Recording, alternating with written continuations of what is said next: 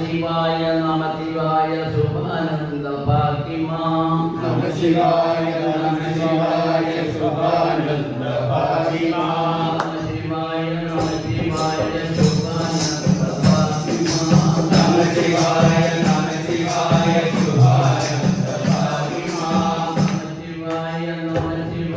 ശുഭാനന്ദ ഭാഗ്യമാ നമ ശിവായ ശുഭാനന്ദ ഭാഗ്യമാ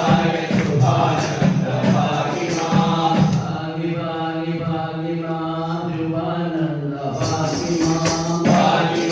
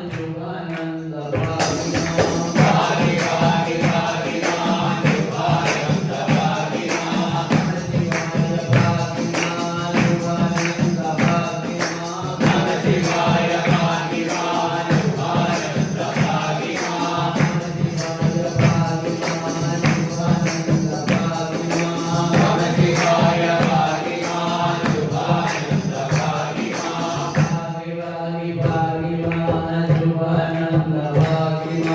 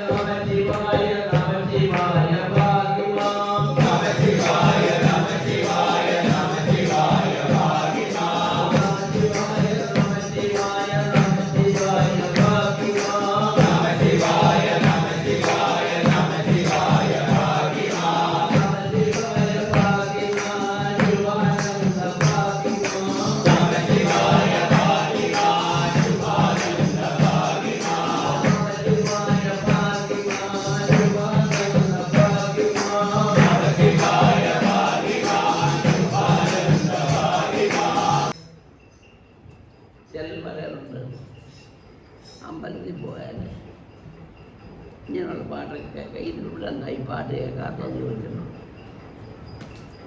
ശരിയല്ലേ? കരിയുമില്ലേ? ഓങ്കാരത്തെക്കുറിച്ച് പാടാതിരിക്കാൻ പറ്റത്തില്ല. ഓങ്കാരമാണല്ലോ അഹങ്കാരത്തെ തീർക്കുന്നത് കൊണ്ട്. അപ്പോൾ ഓങ്കാരം പാടിയില്ലേ അഹങ്കാരം തീർക്കുന്നത്. അതാണ് അതിൻ്റെ കാരണം. ശരി, ഇപ്പം ക്ഷേത്രത്തിൽ കൂടെ പാടാറുണ്ട്. മണം വരുന്നില്ലേ? അവിടെ മാത്രമല്ലല്ലോ പാടാറുണ്ട്, ഇന്ത്യയും പാടാറുണ്ട്. പരമാത്മസ്വരൂപനായിരിക്കുന്ന ഭഗവാൻ, പരമാത്മസ്വരൂപനായിരിക്കുന്ന ഭഗവാനെ നമുക്ക് ഏവർക്കും തുല്യമാണ്. നമുക്ക് ഏവർക്കും തുല്യമാണ്. ഏവർക്കും ഒന്ന് തന്നെയാണ്. ഏവർക്കും ഒന്ന് തന്നെയാണ്.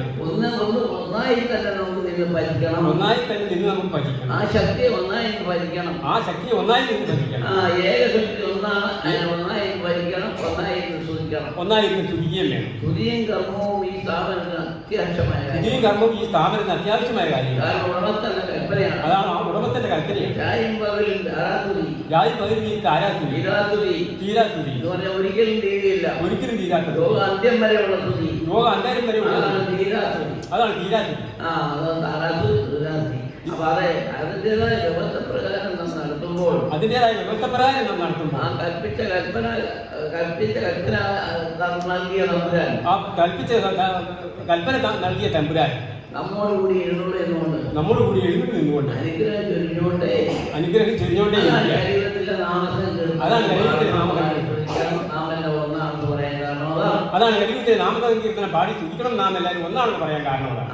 ഒന്നാണെന്ന് പറയാൻ കാരണം ഒന്നാണെന്ന് പറയാൻ കാരണം അതാണ്. ഒന്നിച്ച് ചേർന്ന് സ്തുതിക്കുമ്പോൾ, ഒന്നിച്ച് ചേർന്ന് നിന്ന് സ്തുതിക്കുമ്പോൾ അതിന് പ്രത്യേകിച്ച് അനുഗ്രഹവും കൃപയുണ്ടാകും. അതിന് പ്രത്യേകിച്ച് ഒരു അനുഗ്രഹവും കൃപയും ഉണ്ടാകും. അതാണ് ഒന്നിച്ച് ചേർന്നുള്ള ആരാധന സുഖമാണ്. അതാണ് ഒന്നിച്ച് ചേർന്നുള്ള ആരാധന, അതാണ് അതിന് സുഖം. അതാണ് ഈ ഞായറാഴ്ച ദിവസങ്ങളിൽ ദേവാലയങ്ങളിലെല്ലാം കാണാൻ പാടില്ല ഭക്തങ്ങൾ കൂടി പാടിയിരുന്നു. അതാണ് ഞായറാഴ്ച ദിവസങ്ങളിലെല്ലാം ദേവാലയങ്ങളിലെല്ലാം പ്രത്യേകങ്ങളും എല്ലാ മതത്തിലും ഒന്നായിരുന്നു പാടും. എല്ലാ സ്ഥാപനങ്ങളിലും എല്ലാ സ്ഥാപനങ്ങളിലും മനസ്സിലും ഒന്നായിരുന്നു പാടും. സംഘടിക്കുകയും ശക്തരാകുകയും സംഘടിക്കുകയും ശക്തരാകുകയും എന്നാണ് ഗുരുവിന്റെ കൽപ്പന. എന്നാണ് ഗുരുവിന്റെ കൽപ്പന. സംഘടിക്കുകയും ശക്തരായിരിക്കണം. ആ സംഘടിച്ച് ശക്തരായിരിക്കണം. ആത്മീയത്തിലാണ് ശക്തരാകേണ്ടത്. ആത്മീയത്തിലാണ് ആ ശക്തരാകുന്നത്, അനാചാര്യത്തിലല്ല ശക്തരാകുന്നത്. ഉത്തമ ക്ഷേത്രം ഇതുതന്നെ, ഇവിടെ പറയണം ശാന്തിക്കായി.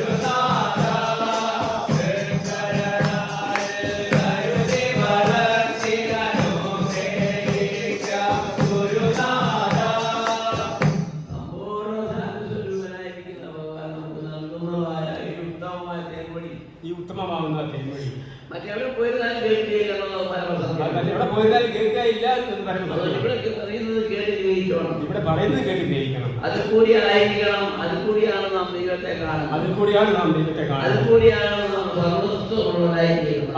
അതിൽ കൂടിയാണ് സർവസ്വമുള്ളത്. നാമായി നമ്മിനായി കാണുന്ന ഈശ്വരനെ വേറൊന്നും കാണുന്നില്ല. നാമായി നമ്മിനായി കാണുന്ന ഈശ്വരനെ വേറൊന്നും കാണിക്കില്ല. അവരവരിലെല്ലാം ദൈവം വേറെ കാണുന്നില്ല. അവരവരിൽ തന്നെ ദൈവം വേറെ എങ്ങും കാണില്ല. ദൈവത്തെ കാണണമെങ്കിൽ ക്ഷേത്രങ്ങളിലോ പള്ളികളിലോ അമ്പലങ്ങളിലോ പോയി സാധിക്കത്തില്ല. അങ്ങനെ ക്ഷേത്രങ്ങളിലെ പള്ളികളിലോ ഒന്നും പോയി ദൈവത്തെ കാണാൻ അവനവന്റെ ഭക്തി കൊണ്ട് ഈശ്വരനെ സ്വാധീനമാക്കി എടുക്കണം. അവരവരുടെ ഭക്തി കൊണ്ട് ഈശ്വരനെ സ്വാധീനമാക്കി. ഭക്തി എവിടെയുണ്ടോ അവിടെ ഈശ്വരനുണ്ട്. ഭക്തി എവിടെയുണ്ടോ അവിടെ ഈശ്വരനുണ്ട്. നന്മ എവിടെയുണ്ടോ അവിടെ ഈശ്വരനുണ്ട്. നന്മ എവിടെയുണ്ടോ അവിടെ ഈശ്വരനുണ്ട്. അശുദ്ധി എവിടെയുണ്ടോ അശുദ്ധി എവിടെയുണ്ടോ കണിക പോലും കാണുകയില്ല. കണിക പോലും കാണുകയില്ല. ദൈവത്തെ ചിത്തത്തിൽ കണ്ടു തോന്നിടുമ്പോ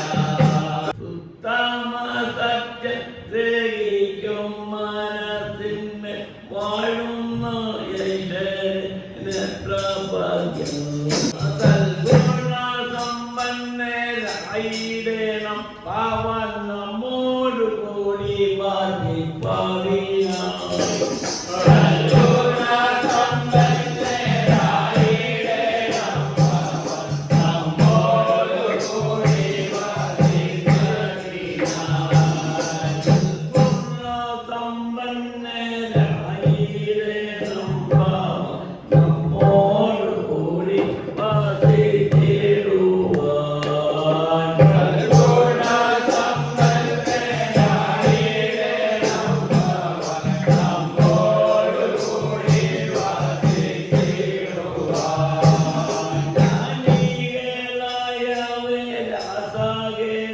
തന്റെ നാമസങ്കീർത്തന പാടിയിടുന്നു.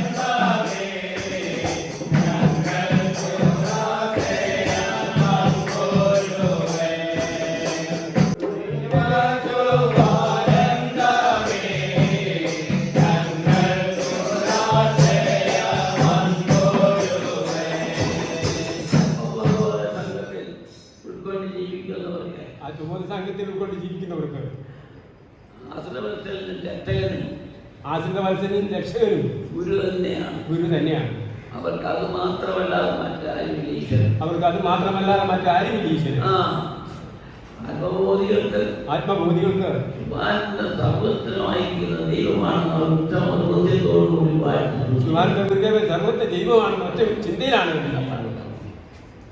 മനസ്സേ നീ ഉണർന്നു വരൂ, ദൈവം വിളിക്കുന്നു, നിന്നെ ഭഗവാൻ വിളിക്കുന്നു. സന്തോഷം തന്നെ നാദ സന്തോഷം തന്നെ വിളിക്കുന്ന വിളി കേട്ടുവരുന്നടിയ സന്തോഷം തന്നെ സന്തോഷം തന്നെ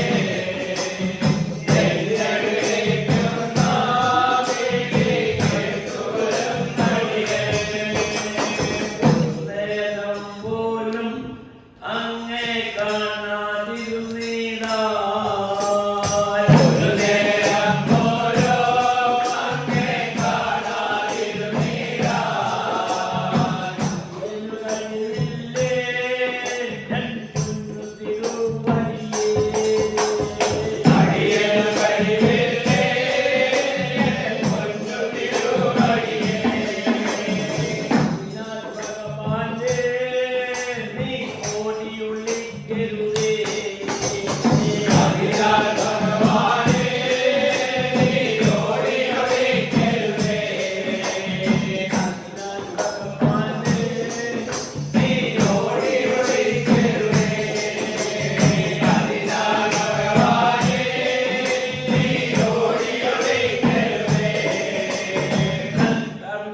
പാലം കൊണ്ടു കൂടെ വരുന്നടിയും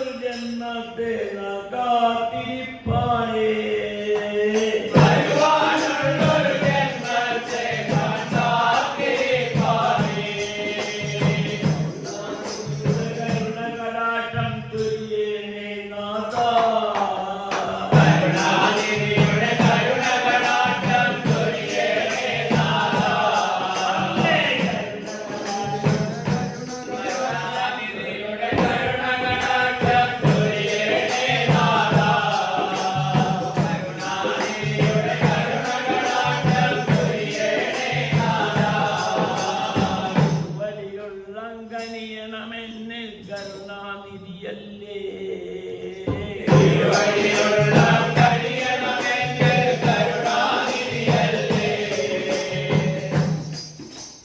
ഈ സമ്പൂർണമായിരിക്കുന്ന ഈ യുഗം ഈ സമ്പൂർണ്ണമായിരിക്കുന്ന ഈ യുഗം ഈ സമ്പൂർണമായിരിക്കുന്ന ഈ ഒരു കലിയുഗമാണ്. ഈ സമ്പൂർണ്ണമായിരിക്കുന്ന ഈ യുഗം കരിയുഗമാണ്. ഏതൊരു പുരാണത്തിൽ വെച്ച് നോക്കിയിരുന്നാലും ഏത് പുരാണത്തിൽ നോക്കിയിരുന്നാലും ഭഗവാൻ പറയുന്നു ഞാൻ വീണ്ടും വരും ഭഗവാൻ വീണ്ടും വരും കലിയുഗത്തിൽ. കടന്നുപോയവരെയും കടന്നുപോയവരെയും ഈ ഉള്ളവർക്കും മോക്ഷം കൊടുക്കുന്നതിനും നാം വീണ്ടും വന്നിരിക്കും വന്നിരിക്കുന്നു. പുരാണങ്ങളെല്ലാം പറഞ്ഞു കടന്നുപോയി. പുരാണങ്ങളെല്ലാം പറഞ്ഞ് കടന്നുപോയി. ആ 4 യുഗമായി കഴിഞ്ഞപ്പോൾ 4 യുഗമായി അവർ പറഞ്ഞ കർമ്മഫലം കൊണ്ട് കർമ്മഫലം കൊണ്ട് വീണ്ടും ഉദിച്ചിരിക്കുന്നു ശിവാനന്ദൻ. വീണ്ടും ഉദിച്ചിരിക്കുന്ന ഒരു ശിവാനന്ദ വീണ്ടും ശിവാനന്ദൻ ജന്മത്തിൽ ഉദിച്ചിരിക്കുന്നു. ജന്മത്തിൽ ഈ ജന്മത്തിൽ ഉദിച്ചിരിക്കുന്ന ശിവാനന്ദനെ ഈ ജന്മത്തിൽ ഇരുത്തിയിരിക്കുന്ന ശിവാനന്ദ വിദ്യാലയം യാതൊരു പ്രയാസമില്ല നിയന്ത്രിക്കാൻ നേരിൽ വന്നാൽ മതി. മറ്റെവിടെല്ലാം കോട്ട കെട്ടിയിരുന്നാലും ഇവിടെല്ലാം പുരാണങ്ങളുണ്ടായിരുന്നാലും ഇവിടെയുള്ള ക്ഷേത്രങ്ങളുണ്ടായിരുന്നാലും കളിക്ക് ഒന്നേ വാഴുന്നുള്ളൂ. കാത്തിരിക്കുന്ന ഒരു പേരബുദ്ധിയില്ലാത്തവരാണ്. കൽക്കിയെ കാണാൻ കാത്തിരിക്കുന്ന ഒരു പേരബുദ്ധിയില്ലാത്തവരാണ്. എന്റെ കുടുംബത്തിലാണെങ്കിൽ ഞാൻ കാണുള്ളൂ പറഞ്ഞ് ഭാഷയും പറഞ്ഞിരുന്നാൽ എന്റെ കുടുംബത്തിൽ വന്നാൽ ഞാൻ കാണുകയുള്ളൂ എന്ന് പറഞ്ഞിരുന്നാൽ യാതൊരു പ്രയോജനവും ഉണ്ടാകുന്നതല്ല. എന്റെ ഹൃദയമാകുന്ന ക്ഷേത്രത്തിലേക്ക് വരണേ ഭഗവാൻ. ഹൃദയമാകുന്ന ക്ഷേത്രത്തിലേക്ക് വരണേ ഭഗവാൻ. അങ്ങനെയാണ് പറയേണ്ടത്. അങ്ങനെയാണ്. അല്ല എന്റെ കുടുംബത്തിൽ വരണേ ഭഗവാനെ എന്നല്ല അല്ല പറയുന്നത്. എന്റെ കുടുംബത്തിൽ വരണമെന്നല്ല പറയുന്നത്. അങ്ങനെ പറഞ്ഞിരിക്കുന്ന ഒരു സ്വപ്നം കാണിയിരിക്കണം. അങ്ങനെ പറഞ്ഞിരിക്കുന്നതിന് സ്വപ്നത്തിൽ പോലും ആരെങ്കിലും പറയുന്നവരുണ്ടെങ്കിൽ ആരെങ്കിലും പറയുന്നത് അങ്ങനെയല്ല പറയേണ്ടത്. അങ്ങനെയല്ല പറയുന്നത്. ഭഗവാനെ അങ്ങയുടെ ഹൃദയമാകുന്ന ക്ഷേത്രത്തിലേക്ക് വരിക. ഭഗവാനെ അടിയനാകുന്ന ഹൃദയമാകുന്ന ക്ഷേത്രത്തിലേക്ക് ഒന്ന് കടന്നു വരിക. ഒന്ന് കടന്നു വരിക. കടന്നു വരികയാണ്. അങ്ങേ ഒന്ന് കണ്ട് ആരാധിക്കട്ടെ. അങ്ങേ ഒന്ന് കണ്ട് ആരാധിക്കട്ടെ. രായും പകലും അങ്ങേ ചിന്തിച്ചും ബന്ധിച്ചും ദാനിച്ചും മോഹിച്ചും ജീവിക്കുന്ന അടിയന്റെ മനസ്സ് അടിന്റെ ഈ മനസ്സ് ചിന്തിച്ചും ബന്ധിച്ചും ധ്യാനിച്ചും പൂജിച്ചും അടിയന്റെ ഈ മനസ്സ് കാണുവാൻ വേണ്ടി എത്രയോ കാലം കൊണ്ട് കാത്തിരിക്കുന്നു. ഇത് കാണുവാൻ വേണ്ടി എത്രയോ കാലം കൊണ്ട് കാത്തിരിക്കുന്നു. ഇത് ഹൃദയമായി കാത്തിരിക്കുകയാണ്. അങ്ങനെ ഇരിക്കുന്ന ഈ ഹൃദയത്തിലേക്ക് അങ്ങനെ ഇരിക്കുന്ന ഈ ഹൃദയത്തിൽ നീ ഒന്ന് എഴുതുള്ളണേ. ഞാൻ കൽക്കി പരിശുദ്ധ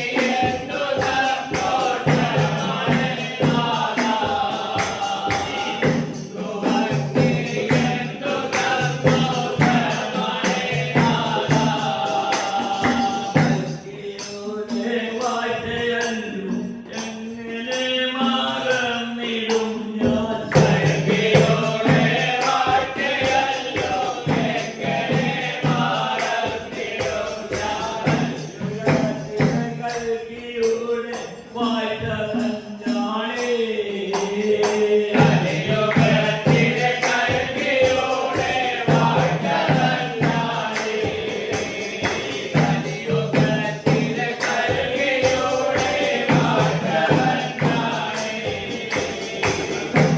തന്നെ കണ്ടറിയ സോദരേ നാം തന്നെ തന്നെ കണ്ടറിയ സോദരേ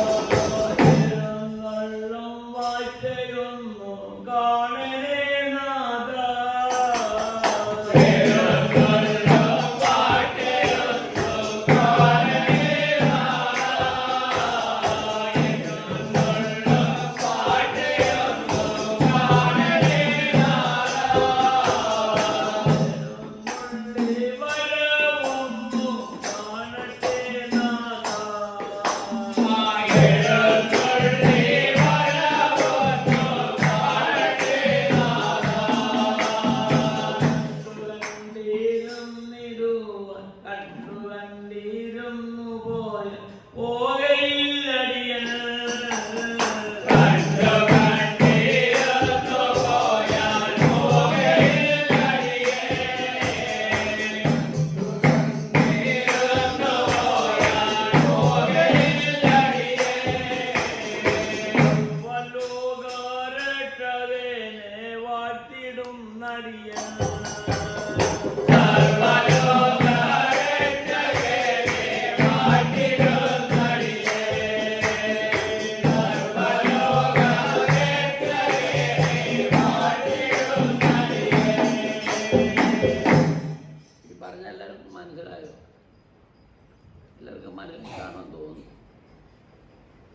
മനസ്സുണ്ടെന്നും ഹൃദയമുണ്ടെന്നും ഭഗവാനുണ്ടെന്നും വാച്യമുണ്ടെന്നും അത് അവനവനിൽ തന്നെയാണെന്നുള്ളതായി പറഞ്ഞത്. അല്ല മറ്റ് ക്ഷേത്രങ്ങളിലോ അമ്പലങ്ങളിലോ പള്ളിയിലോ പോകണ്ട.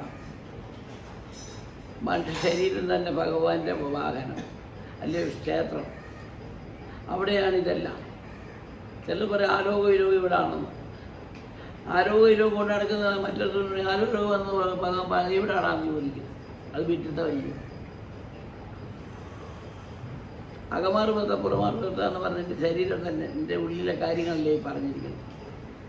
അതല്ലേ ഈരര് 14 ലോകം എന്ന് പറയുന്നത്. ആ ഈരര് 14 ലോകം ചോദന നടക്കുന്നവൻ മറ്റൊരു എന്തുപാടെ ഇവിടെയാണ് ഈരര് 14 ലോകം ഇരിക്കുന്നത് വിഡിത്തമല്ലേ. ശൂന്യലോകത്ത് നോക്കി കാണും ഈ വസ്തു ഈ 7 ലോകം. അതാണ് നേരത്തെ പറഞ്ഞിട്ടുള്ള ഭഗവാൻ. നേരത്തെ വസ്ത്രം പറഞ്ഞു. അതായത് സൂര്യൻ്റെ നക്ഷത്രന്മാരെല്ലാം ഒരു ഗോളങ്ങളാണ്. നക്ഷത്രം എന്ന് പറയുന്നത് ഒരു ഗോളങ്ങളാണ്. അത് പ്രകൃതി ലോകത്തിൻ്റെ ആവശ്യത്തിന് നിലനിർത്തിയിരിക്കുന്ന ഒന്നാണ്. അതിനെ നാം ആകർഷിച്ചാൽ ഇങ്ങോട്ട് ആകർഷിക്കാനായി സ്വരൂപമില്ല. സ്വരൂപമില്ലാത്ത വസ്തുവിനെ ആരാധിക്കാൻ പോകരുത്. അതാണ് വിഗ്രഹ ആരാധന പാടില്ലെന്ന് ശുഭാനാഥൻ പറയുന്നത്. വിഗ്രഹം മനുഷ്യൻ കുത്തിവെച്ചിരിക്കല്ലേ, അതിന് നമുക്ക് അതിന് ജീവനുണ്ടോ, ഇങ്ങോട്ട് നമുക്ക് ആകർഷിക്കാം. അതുകൊണ്ടാണ് പറയാൻ പോകരുതെന്ന് സമയം വെറുതെ കളിയിരുന്നത്. ഈ കലിയുഗത്തിൽ കുഞ്ഞുങ്ങളെ നിലത്തെടുത്ത് പഠിപ്പിക്കുന്ന പോലെ ഇത് പറഞ്ഞ് മനസ്സിലാക്കിയിരിക്കുക. പിന്നെ എന്തിനും ഓടി നടക്കുന്നു. വിളക്ക് വെച്ച് സത്യം ചെയ്ത പാറ്റുകളല്ല. അല്പം കഴിയുമ്പോൾ അതങ്ങ് മറന്നുപോയി. പക്ഷേ കാരണം ഇത് ചെയ്തെവിടെ ജീവനും ശക്തിയുള്ള ഭഗവാന്റെ മുമ്പിലായി വിളക്ക് വെച്ച് സത്യം ചെയ്തത്. വിടുവോ? ഈ സത്യത്തിൽ പഠിച്ചാൽ വിടുവോ? അമ്പലത്തിൽ നിന്ന് കല്ലിന് മുമ്പിൽ സത്യം ചെയ്തതല്ല. സത്യം ചെയ്ത് മോട്ടിക്കാൻ പോയിരുന്നാലും ആ ദേവി കൂടെ ചെല്ലും. എൻ്റെ കുഞ്ഞിന് ആപത്ത് വരുന്നു. അപ്പോൾ ഏ ദേവിയോ അത് കള്ളത്തിൽ കൂട്ടിരിക്കുന്നതല്ലേ. അതുപോലെയാണ് ശുഭാനന്ദൻ. ലോകം മുഴുവൻ സൃഷ്ടിച്ച് ചെയ്തതിൻ്റെ ശക്തിയല്ലേ. അവിടെ സത്യം ചെയ്താൽ സത്യം ചെയ്യുന്നവരും മറന്നു പോയിരുന്നാലും താൻ വിടുവോ? വിടത്തില്ല. ഇതാരും ചിന്തിക്കുന്നില്ല. വെറും നിസ്സാരമായിട്ട് കണ്ടു വെച്ച് പോകുന്നത്. ഇത് അമ്പലത്തിൽ പോകുന്ന പോലെയല്ല. എന്താ നമുക്ക് പറയണം? ഫലം വേണമെന്ന് വരില്ലേ? മനസ്സ് ദൃഢമായിരിക്കണം. ആരുടെയും പരിഹാസങ്ങളുടെ ദൃഷ്ടികളെ കേൾക്കാൻ പാടില്ല. നമ്മിലൊരു സത്യമുണ്ട്. ആ സത്യത്തിലുള്ള ജീവിതം നാം തുടർന്നിരിക്കണം. അതിന് അസത്യം പറയുമ്പോൾ വിളി നിൽക്കാൻ അതുകൊണ്ട് ഇങ്ങോട്ട് വരണ്ടെന്ന് പറയണം. അത് നമ്മളെ ദൂഷ്യം ചെയ്യിക്കും. നമ്മുടെ സത്യത്തെ വിഹാരപ്പെടുത്തുകളി. അതുകൊണ്ടാണ് പരദൂഷണം കേൾക്കാൻ പാടില്ലെന്ന് പറയാൻ കാരണം അതാണ്. മനസ്സാവായ കർമ്മണം അറിഞ്ഞാലെ തെറ്റുകുറ്റങ്ങൾ ശേഷം മാപ്പ് കാരണമാണ് ഭഗവാനോട് പറഞ്ഞിരിക്കുന്നത്.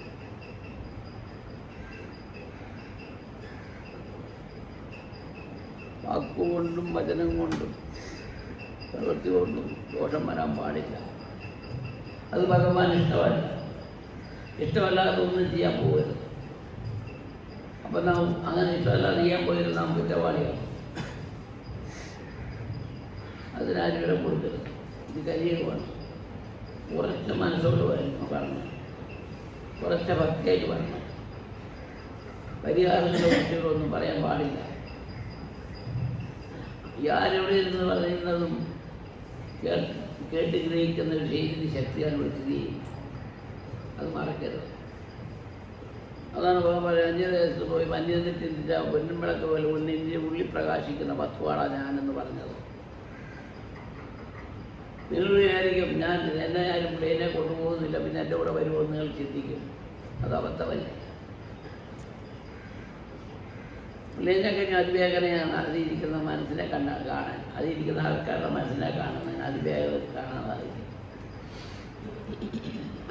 ഇപ്പം കൊല്ലത്തോ തിരുവനന്തപുരത്തോ ഒന്ന് പോയിട്ട് വരാൻ 4 നിമിഷം പോലും വേണ്ട. അതാണ് ശക്തിയുടെ വൈഭവം. അപ്പം നിങ്ങൾ വരിക ഇത്രയും അകലെ വരുമോ എന്ന് ചിന്തിക്കും. അപ്പം എന്നോട് ഞാൻ ഇത് കാണിക്കും തെറ്റാണ്, മനസ്സോട് പറയുന്നത് തെറ്റാ, പക്ഷേ അപ്പോൾ കാണാനല്ലോ ഞാൻ ചെയ്യുന്നത് വെറുതെയാണ്. തിരിച്ചു വരും പടിയും കൊണ്ടാൽ വിഭവത്തുള്ളൂ. നീ സത്യത്തെ പഠിച്ചില്ലെന്ന് പറയും. അങ്ങനെ ഒരു ശക്തിയുടെ സ്ഥിതി ചെയ്യുന്നുണ്ട്. അപ്പം ദൈവികമായ ഒരു ചിന്ത നമ്മൾ മനസ്സിൽ വന്നാൽ ആ ചിന്തയെ നാം വിട്ടുപിടിച്ച് പോകരുത്. അത് സാധാരണയുള്ളൊരു ചിന്തയല്ല നമ്മുടെ മനസ്സിൽ വരുന്നത്, ദൈവികമായൊരു ചിന്ത വരുന്നത്. അവൻ ഭക്തിയും കൊണ്ട് ജീവിക്കുമ്പോൾ ഏതെങ്കിലും ഒരു ദിവസം ആ ദൈവികമായൊരു ചിന്ത അതിൻ്റെ മനസ്സിൽ വന്നാൽ അതിനെ പിടിച്ചോണം. അപ്പോൾ വിചാരിക്കണം ഞാൻ എത്ര നാൾ ഭഗവാന്റെ ചിന്തയുടെ പരമാണ് ഈ വന്നിരിക്കുന്നത്.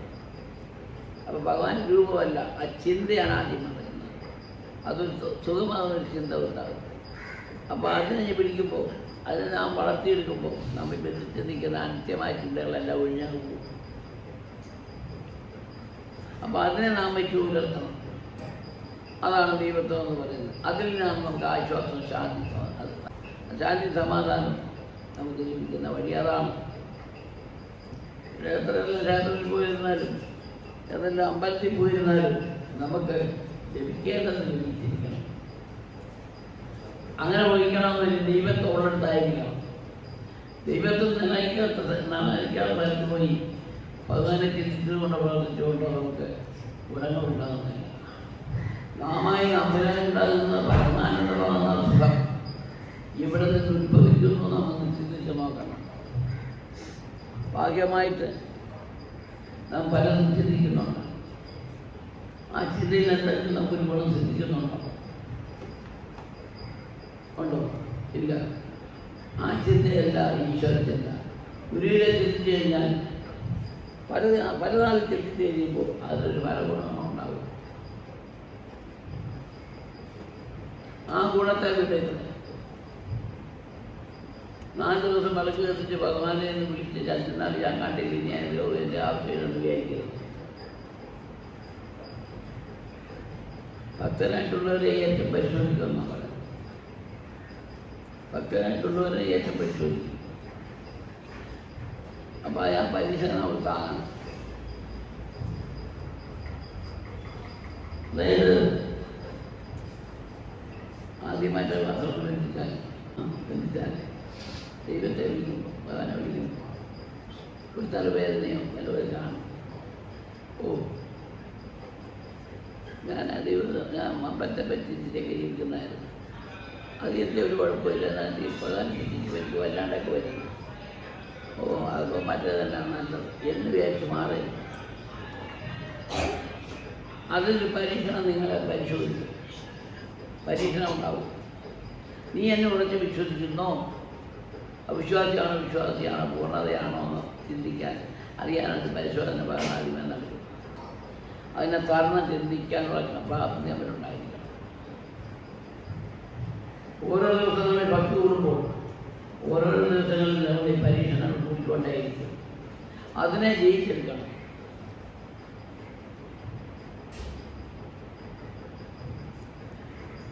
ഒരസുഖമില്ലാത്തവനെ വിശ്വാസി പരിക്കാൻ കയറുമ്പോൾ നടുമുടക്കും, കാര്യം കഴിക്കാതിരിക്കും, മയക്കം വരും, ആയിക്കോട്ടെ അവർ ഉറക്കത്തിൻ്റെ സുഖം പോലെ പോകും.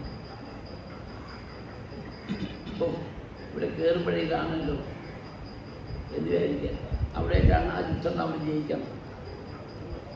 ആ യുദ്ധം നമ്മൾ ജയിച്ചെടുക്കണം. അതായത് ആ പരിശോധന നമ്മൾ ജയിച്ചെടുക്കണം.